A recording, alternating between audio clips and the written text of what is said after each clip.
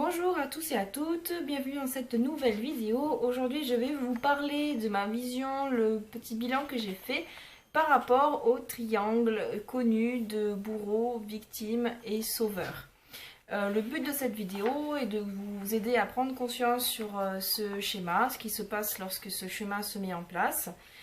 C'est simplement de reprendre le contrôle de votre vie, de reprendre les rênes, de prendre les responsabilités de ce qui se passe dans votre vie. C'est un peu comme une sorte d'extension à la vidéo que j'ai fait tout à l'heure, n'importe quoi, que j'ai fait la dernière fois sur la guérison des situations et sur, ben voilà, inconsciemment, on crée autour de soi une situation qui vient se référer à un schéma, à des croyances, à des choix qu'on a fait à l'intérieur de soi. Et que dans des situations, souvent, si une situation se présente comme telle, c'est que ça arrange une partie de notre être qui est souvent inconsciente, surtout quand la situation ne nous plaît pas.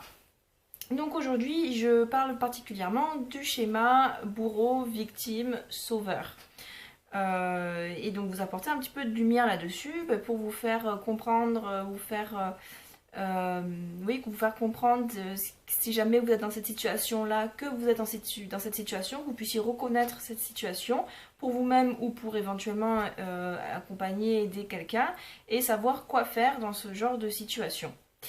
Alors, dans un premier temps, on va redéfinir un petit peu qu'est-ce que c'est que ces termes, victime, bourreau, sauveur, avant de pouvoir un petit peu les analyser. Alors, victime, c'est la victime, donc c'est la personne qui se positionne comme la personne faible, entre guillemets, faible mais brave quand même, qui va subir des actes, des abus, des choses diverses et variées d'une autre personne qui sera du coup le bourreau et ses actions sont plutôt dégradantes, en tout cas empêchent la victime d'être bien dans sa vie.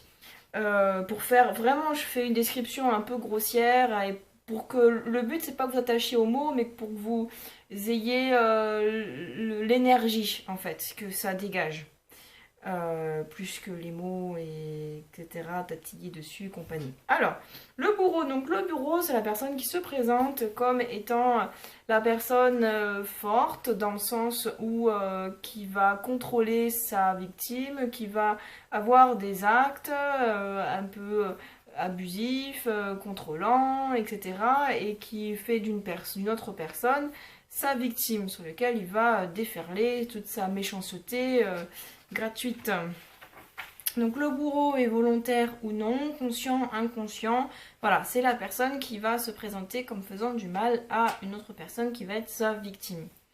Ensuite, on a le sauveur, qui est donc la troisième personne du triangle. C'est une personne donc qu'on va décrire comme étant dans le cœur, comme étant généreuse, comme étant consciente aussi, et comme étant forte d'ailleurs, et qui va aller sauver sa victime.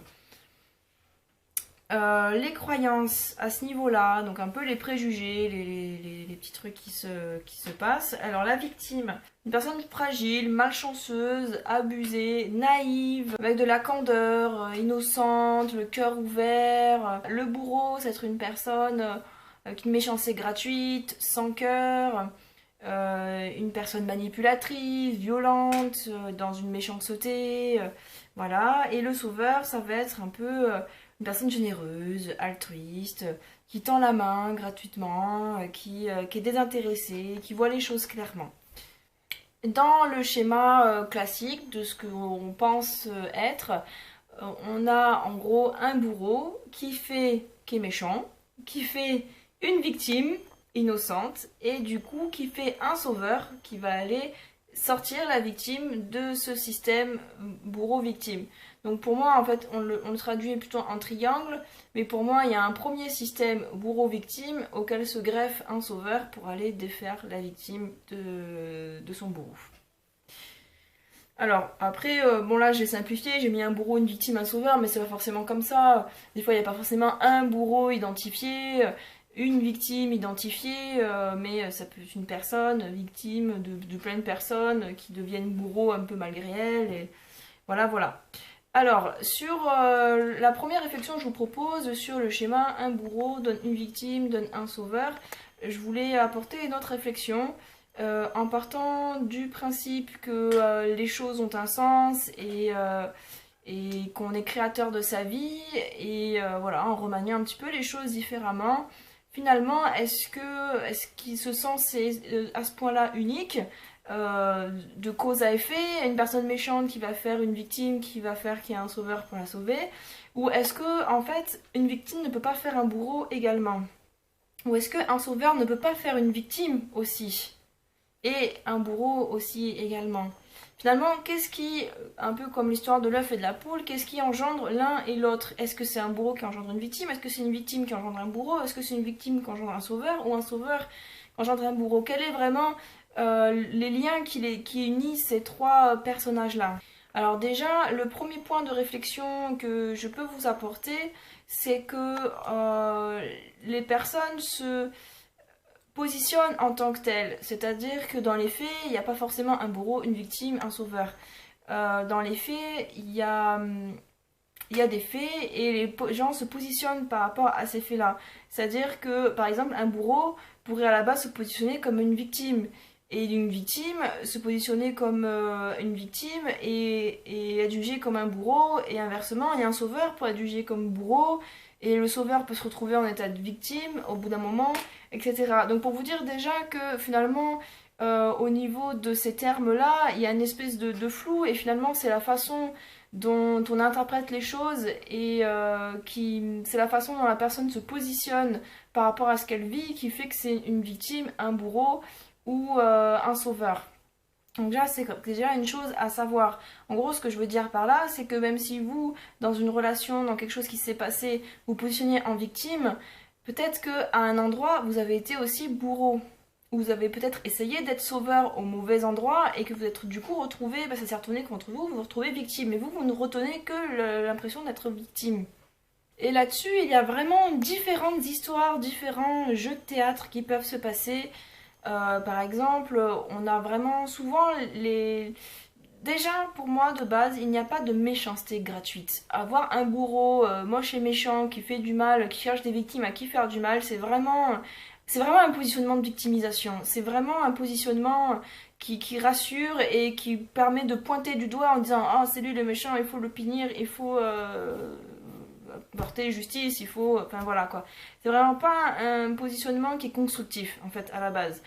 Pour moi, toutes les personnes qui à un moment donné sont amenées à faire du mal, n'importe quel mal qu'il fait, c'est une personne qui à la base a un positionnement de victime dans le sens qui a subi des choses en fait dans sa vie. Souvent, par expérience, de ce que j'ai pu voir, le bourreau c'est une personne qui a concrètement une vie où là on pourrait vraiment dire oh là mon dieu, on n'a pas envie d'échanger notre vie contre la sienne.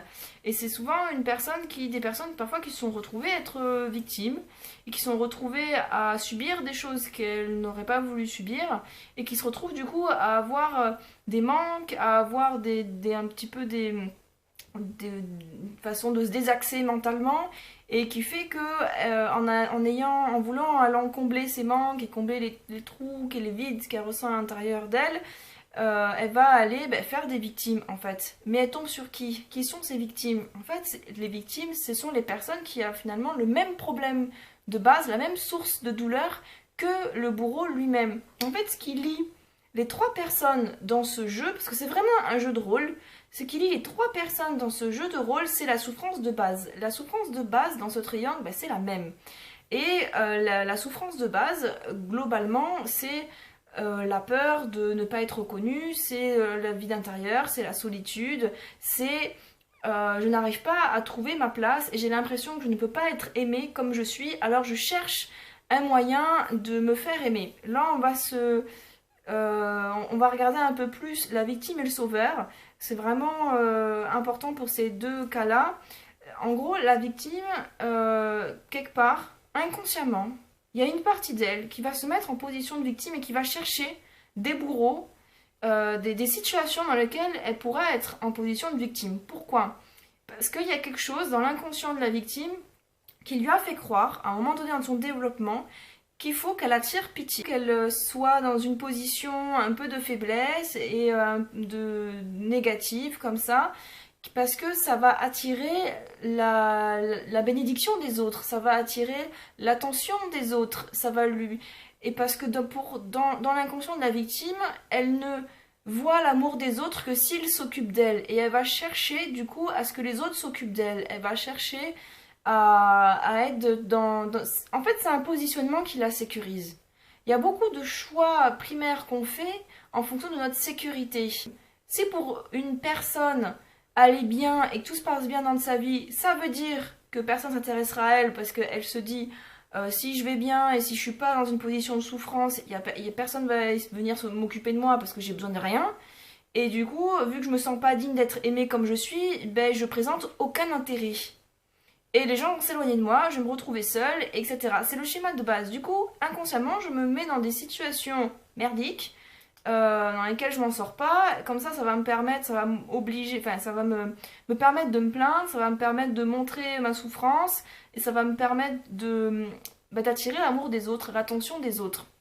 Donc sa victime va créer des bourreaux, va se mettre dans des situations, va aller réveiller finalement le côté bourreau chez une autre personne, chez une autre victime qui a la même souffrance en fait.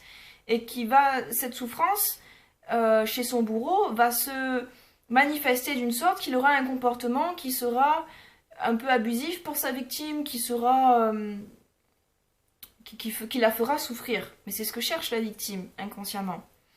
Et au niveau du sauveur, le sauveur, c'est vraiment dans l'inconscient, dans les jeux d'énergie qui se passent, c'est la personne qui vient et qui se présente comme je viens te sauver. En fait, je viens t'apporter une aide et quelque chose que sans moi, tu t'en sortirais pas. C'est un peu ça. Donc le sauveur, il prend un pouvoir à son sauvé, à la victime.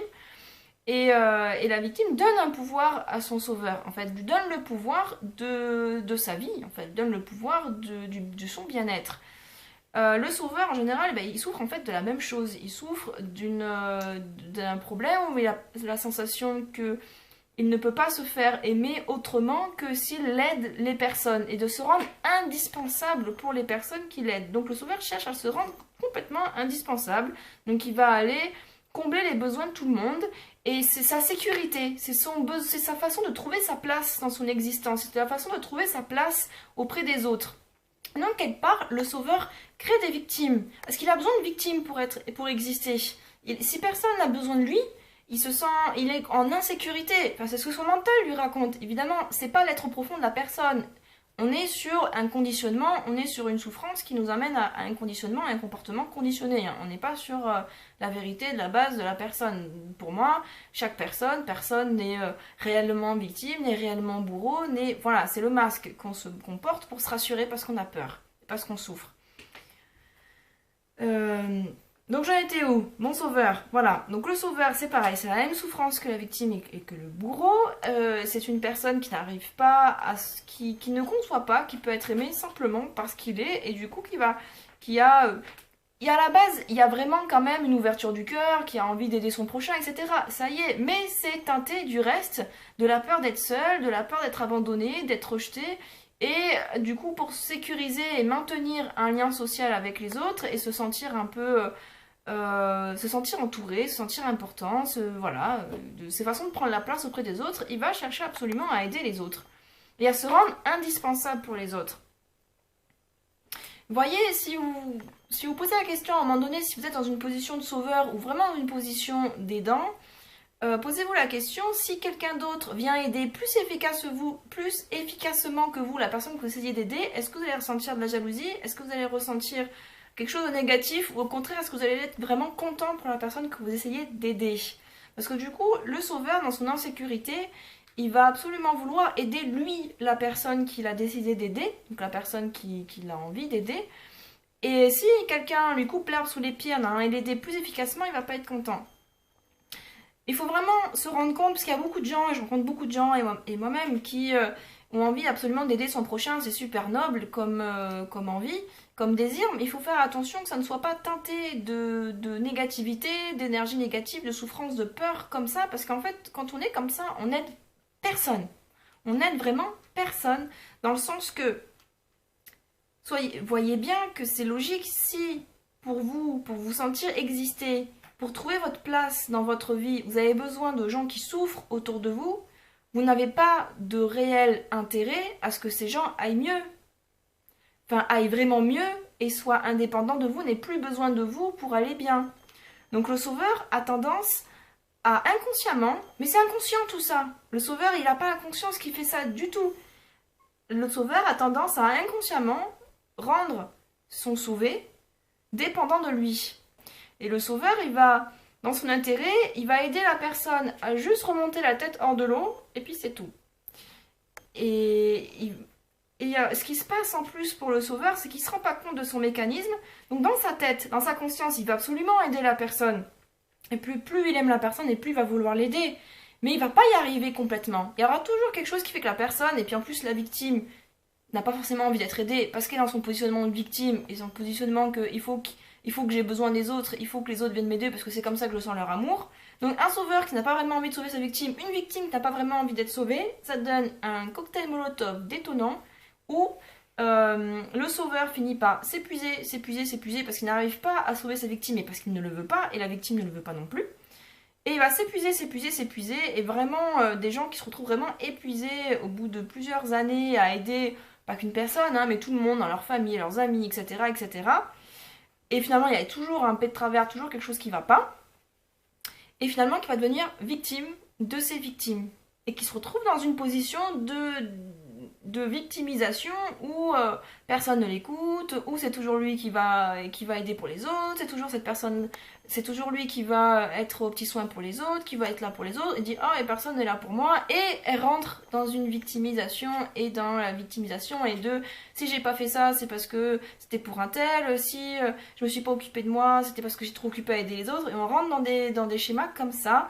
Et donc le sauveur rentre dans un truc de victime. Donc tout ça pour vous dire qu'en fait on passe très facilement d'un rôle à l'autre.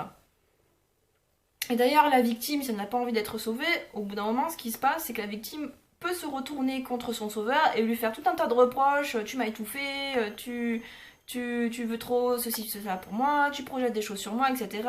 Et la victime peut se retrouver dans un... elle se retrouve du coup, vu que le sauveur, à un moment donné, son énergie s'est pompée, il s'est laissé pomper toute son énergie et commence à se sentir mal, la victime se retrouve dans un positionnement de bourreau aux yeux du sauveur qui est devenu victime, évidemment. Évidemment. Après, j'ai poussé un petit peu la réflexion pour les personnes qu'on dit vraiment être bourreau. Genre on parle beaucoup des pervers narcissiques, on parle beaucoup des personnes qui vont... faire des choses vraiment condamnables. Et souvent, en fait, c'est des personnes qui sont... En fait, pour moi, le bourreau, c'est une personne qui a été longtemps dans un rôle de victime-sauveur, et qu'à un moment donné, il est rentré tellement... Il n'est jamais réussi à sortir de ce rôle, et il est allé tellement bas en énergie, et tellement de négativité, tellement de souffrance, qu'au bout d'un moment, cette souffrance, elle est plus gérable, parce que le victime-bourreau, inconsciemment, en fait, il contrôle la situation. La victime a l'impression que c'est pas lui qui contrôle la situation, et dans les faits, effectivement, il se fait contrôler, mais inconsciemment, c'est lui qui contrôle la situation parce que la victime est exactement dans la situation dans laquelle elle voulait être, ainsi que le sauveur d'ailleurs. Alors que le bourreau, à la limite, c'est lui qui se fait passer pour la personne qui contrôle et qui est forte, dans le sens qui va faire du mal à l'autre, qui a le geste de yang un peu vers l'extérieur, de je te fais ça sur toi. Mais en fait, en réalité, le bourreau, si on réfléchit bien, c'est la personne qui contrôle le moins, qui a moins de contrôle sur sa réalité, parce qu'il va agir inconsciemment, sous des pulsions qu'il sait souvent négatives, mal, qui fait du mal, et dont dans le fond, il n'a pas vraiment envie de faire du mal aux autres. Il se dit pas, ah ah, allez, je vais aller faire du mal aux gens, ça va être cool. Non, pas vraiment. En général, c'est pas vraiment ça qui se passe. Il a plus ou moins conscience, où il s'illusionne plus ou moins, qu'il fait pas vraiment du mal, mais ceci, cela. Ou alors il se donne des bons arguments pour faire du mal. Oui, mais j'ai fait ça parce que j'ai tellement souffert dans ma vie, victimisation, que du coup je me donne le droit que maintenant je peux bien me permettre 2-3 dépassements. Voilà. Et donc il devient bourreau, mais c'est que la souffrance, la victimisation a été tellement importante à un moment donné qu'elle éclate et elle prend le contrôle de lui et ça l'emmène à des pulsions qu'il n'arrive pas à contrôler et qui l'emmène à être vraiment un grand bourreau. Et c'est vraiment tout le drame du truc parce qu'après du coup il va être condamné et c'est vrai que le bourreau ça emmène à faire des choses condamnables, des choses qui sont pas à faire mais du coup il va être condamné pas de la bonne manière, pas dans la conscience qu'en fait le bourreau c'est une personne en souffrance en fait, tout simplement. C'est une personne qui est très en souffrance et du coup ben, en le condamnant et en le psalmodiant, etc., on l'emmène pas du tout à guérir en fait, tout simplement. Et en ayant conscience qu'en fait la victime, le bourreau, le sauveur, ben, c'est des trois personnes qui souffrent mais qui ont choisi une expression différente de leur souffrance, tout simplement. Et qui c'est une expression de leur souffrance et une façon de pallier, une façon différente de pallier à leur souffrance. Et suivant, et voilà, c'est vraiment un jeu de théâtre. C'est trois personnes qui se rencontrent avec tous les deux, on souffre de la même chose. On va s'aider à essayer de ne pas trop souffrir de ça et à rester dans notre schéma. Alors comment on fait? Bah tiens, toi tu seras bourreau, moi je serai victime, toi tu seras sauveur. Ou alors des fois il n'y a que le schéma victime-bourreau, il n'y a pas il y a pas le sauveur à côté. Enfin bref. Et dans le jeu de l'inconscient, dans l'énergie, c'est ça qui se passe. Vraiment, c'est ça qui se passe. Donc pour finir là-dessus, pour sortir en fait le but, donc une fois qu'on a identifié un petit peu le schéma, qu'on se juge être dans un schéma de sauveur, dans un schéma de victime, dans un schéma de bourreau, l'important c'est de voir qu'on est dans un schéma triangulaire, finalement qu'importe la position qu'on a pris, et de se rendre compte que si on est dans ce schéma triangulaire, et souvent on retombe dedans plusieurs fois avant de s'en rendre compte, c'est qu'il y a une souffrance de base à aller soigner. Il est quand même là le fond du truc.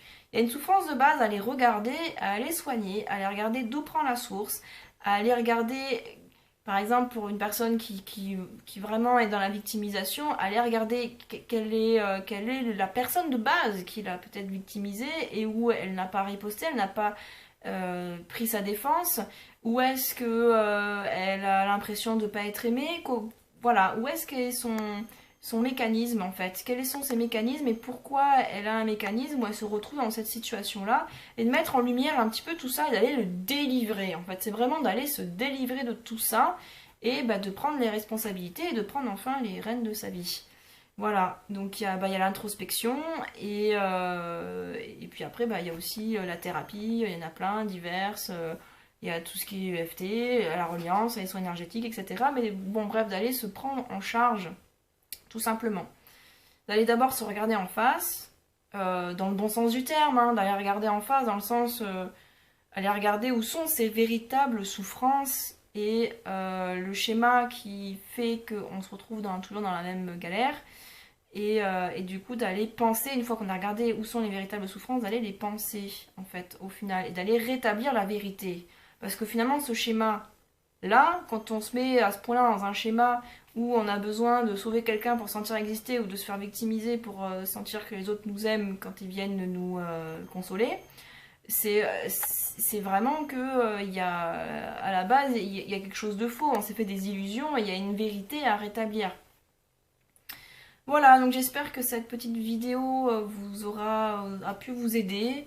Je sais peut-être que ça aurait pu heurter certaines personnes. C'est vrai, quand on vit des choses difficiles, bah, c'est quand même assez difficile à aller se dire que bon, ok, c'est moi qui crée ça, ok, j'ai des croyances, j'ai des choses qui m'emmènent inconsciemment à aller chercher ce genre d'expérience. Voilà, c'est difficile à avaler, mais je vous assure que ben, sur le coup, on se sent mal, on se sent hyper misérable, on sent l'injustice, etc. Mais une fois qu'on a percé à jour la croyance, le truc de base et qu'on a percé l'abcès, je vous assure, on se sent misérable sur le coup, mais ça nous fait grandir pour toute la vie et surtout, on ne retombe pas dans des situations malheureuses, parce que c'est quand même ça le but. Voilà, bah écoutez, je vous souhaite à tous de bonnes prises de conscience, une très très bonne évolution dans votre vie, en espérant que cette vidéo aura pu vous aider à commencer à mettre en lumière certaines choses peut-être que vous vivez dans votre vie ou que votre entourage vit. Et je vous dis à très bientôt!